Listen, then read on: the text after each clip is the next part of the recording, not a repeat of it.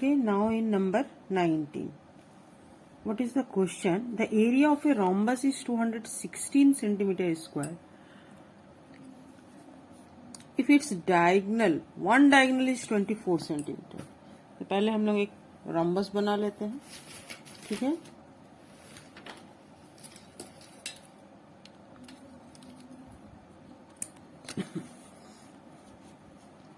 एक रोम्बस है। रोम्बस में क्या होता है, all four sides are equal होता है ना, और इसका diagonal bisect each other, bisect तो करता ही है पर राइट एंगल पे बाइसेक्ट करता है। ये इसका एक प्लस पॉइंट है। इसके थ्रू हम लोग बहुत सारा चीज निकाल सकते हैं, क्योंकि एक राइट एंगल ट्रायंगल हमको मिल जाता है ना, तो राइट एंगल ट्रायंगल का तो बहुत सारा यूज है, ठीक है। इसलिए जहां जहां भी राइट एंगल का यूज हो सकता है वहां हम इसको यूज कर सकते हैं। चलो हम लोग कैसे करेंगे। तो ये अगर मेरा ए बी सी डी एक रोम्बस है, इसका एक डायगोनल यदि ये 24 सेंटीमीटर दिया गया है, ये एक डायगोनल, ठीक है, तो हमको पहले अदर डायगोनल निकालना है। और एरिया भी दिया हुआ है इसका। एरिया जब दे दिया तो बहुत ही इजीली हम लोग निकाल सकते हैं। एरिया ऑफ रोम्बस क्या होता है, area of rhombus equal to होता है half into product of diagonals, product of diagonals. तो एरिया हमको दिया हुआ 216 centimetre square equal to half into one product दिया हुआ 24 सेंटीमीटर, वन डायगोनल दिया हुआ और अदर डायगोनल नहीं दिया हुआ तो उसका नाम लिख लेते हैं एसी। एसी हम लोग को निकालना है। तो 2 से ये कैंसिल हुआ 12, तो 216 centimetre square by 12 equal to हुआ एसी। तो 12 से 12 1 जा 12, 12 1 जा 12, कितना रह गया 8 and 1 9, 96। 12 से कितने बार में 96 जाएगा, 12 8 जा 96। Therefore length of other diagonal equal to length of other diagonal equal to 18 centimetre हो गया। सेकेंड है length of its sides, length of its sides. तो जब अदर डायगोनल 18 सेंटीमीटर आया, ये पॉइंट ऑफ इंटरसेक्शन O है, तो वी नो दैट, तो OD इक्वल टू कितना हो जाएगा, OD इक्वल टू हो जाएगा 24/2 इक्वल टू 12 सेंटीमीटर, और OC इक्वल टू हो जाएगा, ये वाला डायगोनल हम लोग को 18 मिल गया है ना, ये 18 सेंटीमीटर ये वाला डायगोनल मिल गया है। ये क्या हो जाएगा, OC हो जाएगा मेरा 18/2 equal to 9 centimetre. Therefore in triangle ODC angle DOC equal to 90 degree है, चूंकि इसलिए हम पाइथागोरस थ्योरम यूज करके लिख सकते हैं DC square equal to OD square plus OC square. तो DC स्क्वायर इस साइड है, ये साइड निकालना है हमको, तो OD स्क्वायर हो जाएगा 12 स्क्वायर प्लस ये OC स्क्वायर हो जाएगा 9 स्क्वायर, ये हो जाएगा 12 स्क्वायर 144, 9 स्क्वायर हो जाएगा 81, ठीक है। तो ये कितना हो गया 5, 12 2 1 इन हैंड 225। तो यहाँ पे हम लोग therefore DC equal to root under 225 equal to 15 centimetre, ठीक है। ये सेकंड वाला आंसर निकल गया। फर्स्ट आंसर निकल के आ गया, ये था ना, अच्छा यहाँ लिखने का जरूरत नहीं, यहाँ पे मेरा फर्स्ट आंसर निकल के आ गया। अदर डायगोनल हो गया 18 सेंटीमीटर, DC हो गया 15 सेंटीमीटर, तो ये हो गया मीन्स मेरा साइड हो गया 15 सेंटीमीटर। और थर्ड है perimeter of the rhombus, hence perimeter of rhombus equal to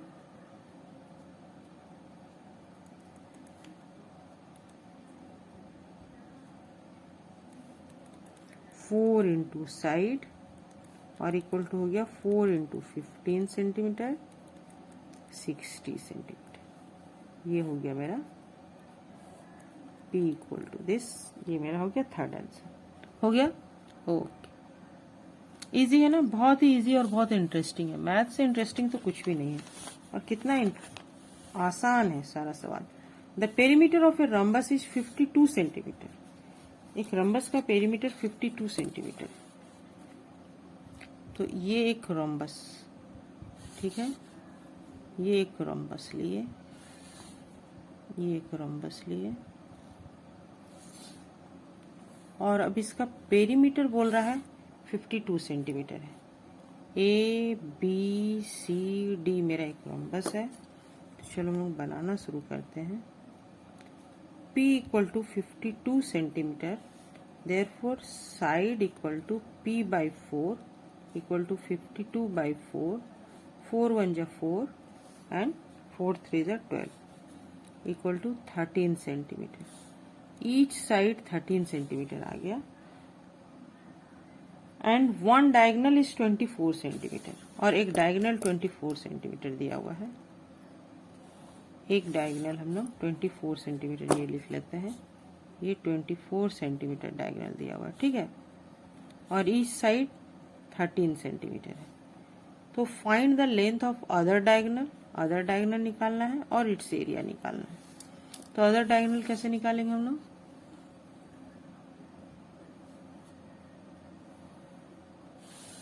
देखो ये डायगोनल 12 है, 24 है, तो इसका हाफ ये हो जाएगा 12 सेंटीमीटर, और ये ओ पॉइंट ऑफ इंटरसेक्शन है, यहाँ पे ये राइट एंगल बना रहा है, ठीक है। तो ये वाला ट्रायंगल ले लेते हैं। In triangle O B C angle B O C equal to 90 degree हम जानते हैं। तो पिथागोरस थ्योरम से क्या हो जाएगा, बी हमको क्या निकालना है, ओ सी निकालना है ना, तो डायरेक्ट ओ सी ही निकाल लेते हैं। O C square equal to B C square minus O B square equal to ये हो जाएगा 13 square minus 12 square equal to 169 minus 144 equal to 5 and 2 25 centimetre square. तो ओ सी इक्वल टू हो जाएगा 5 सेंटीमीटर, ओ सी मेरा 5 सेंटीमीटर निकल के आ गया। तो यहाँ से ए सी इक्वल टू हो जाएगा 2 into 5 centimetre equal to 10 centimetre. A C मेरा 10 सेंटीमीटर निकल के आ गया। तो other diagonal, length of other diagonal equal to length of other diagonal equal to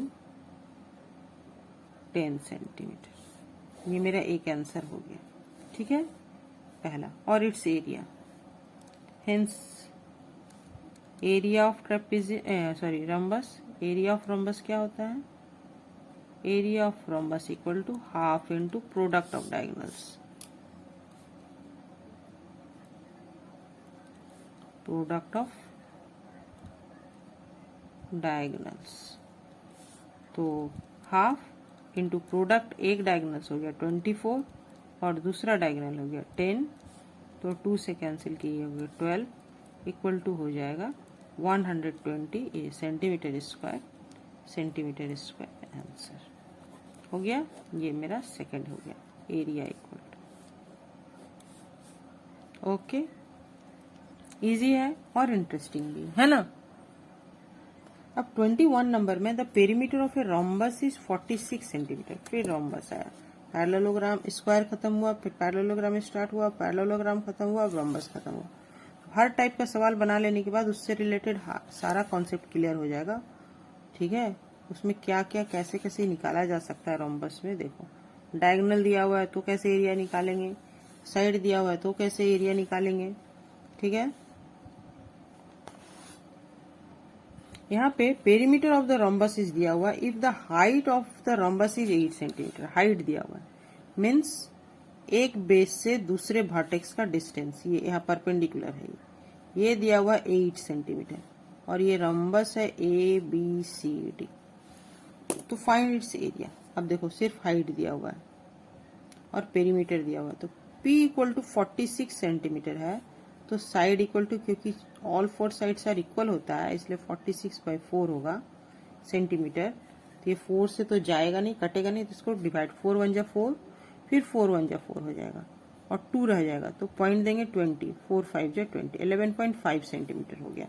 और area of rhombus equal to क्या हो जाएगा, एरिया ऑफ पैरेललोग्राम ही है ना, तो एरिया ऑफ पैरेललोग्राम क्या होता है, area of rhombus equal to हो जाएगा base into height, base into height, ये सबसे सवाल इजी है ये। तो बेस तो हो जाएगा मेरा, साइड हो गया 11.5 centimetre, all sides 11.5 centimetre base है, सब साइड 11.5 है ना, ये रोम्बस है।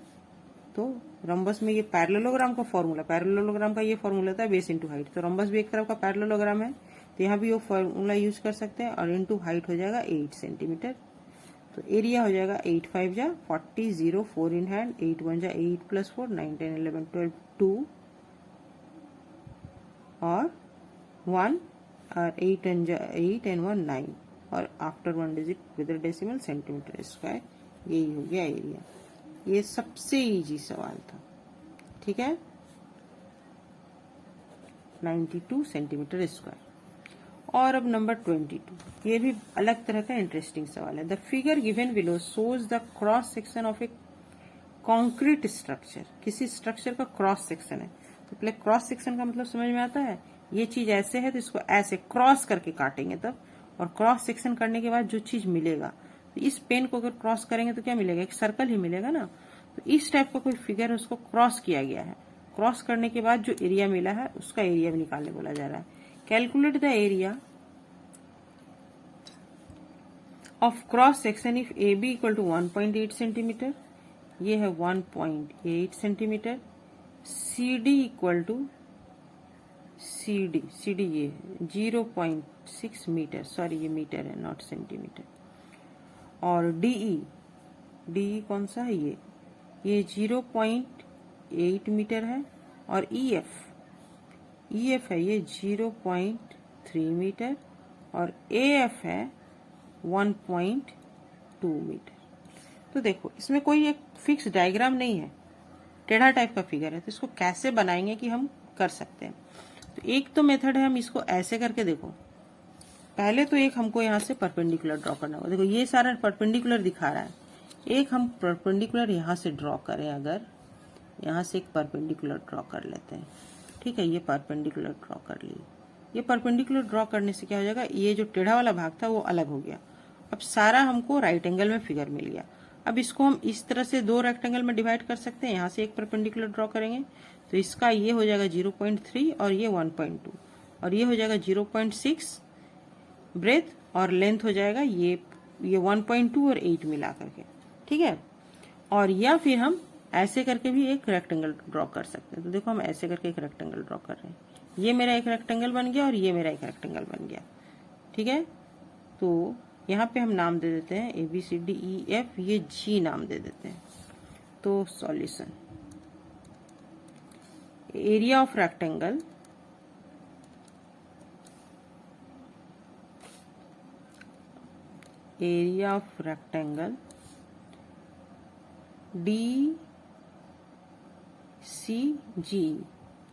DCGE इक्वल टू क्या हो जाएगा, इसका लेंथ 0.6 है और ब्रेथ 0.8 है, 0.6 metre into 0.8 metre equal to 8 6 जा 48, 0.48 मीटर स्क्वायर।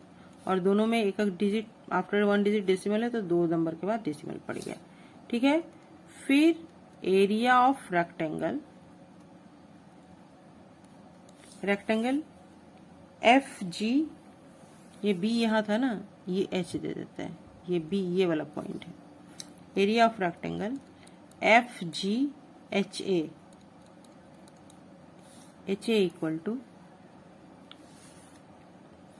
इसका लेंथ देखो हो जाएगा 1.2 मीटर और इनटू ये हो जाएगा 0.3 प्लस 0.6, देखो ये पूरा ये हो गया लेंथ और ये हो गया ब्रेथ, ये हो जाएगा 0.3 plus 0.6 metre equal to 1.2 into 0.9 metre square, into होके ये क्या आ जाएगा 9 2 जा 18, 8 1 इन हैंड, एंड 9 1 जा 9 and 1 10, और 2 डिजिट यहाँ भी डेसिमल पड़ेगा, डेसिमल यहाँ पे पड़ जाएगा 1.08 मीटर स्क्वायर। 0 लिखने में थोड़ा सा गड़बड़ हो गया, इधर लिखना चाहिए था, ठीक है।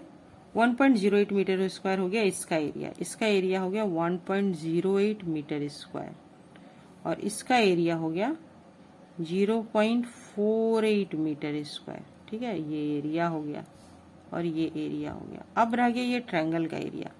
तो area of triangle, area of triangle, कौन सा ट्रायंगल है? CHB, CHB इक्वल टू, ये भी देखो एक राइट एंगल ट्रायंगल है ना, इसका क्या हो जाएगा? हाफ इंटू बेस, बेस होगा HB, HB इंटू हाइट होगा BC, BC इक्वल टू हो जाएगा हाफ। HB कितना हो जाएगा? HB हो जाएगा देखो 1.8 से माइनस करेंगे, ये पूरा 1.8 था, इससे ये वाला माइनस करेंगे। क्या माइनस करेंगे? इससे माइनस करेंगे 0.3 प्लस 0.6 है ना, 0.3 प्लस 0.6 और इंटू BC, BC कितना हो जाएगा? BC हो जाएगा 1.2, 1.2 प्लस ये 1.2 था प्लस 0.8, 0.8 समझ में आया? Equal to half 1.8 minus 0.9 into ये हो जाएगा 2 पूरा पूरी, तो ये 2 तो ये 2 कैंसिल हो गया और एरिया है तो ये मीटर स्क्वायर हो जाएगा। इक्वल टू हो जाएगा 1.8 से 0.9 किए तो ये 0.9 मीटर स्क्वायर हो गया। Therefore area of cross section, area of cross section या रिक्वायर्ड एरिया भी लिख सकते हैं, इक्वल टू हो जाएगा, तीनों को जोड़ दो, 0.48 metre square plus 1.08 metre square plus 0.9 metre square equal to 8, 8, 16, 6, 1 in hand, 9 and 1, 10 plus 4, 14, 4, 1 in hand, 2.46 metre square.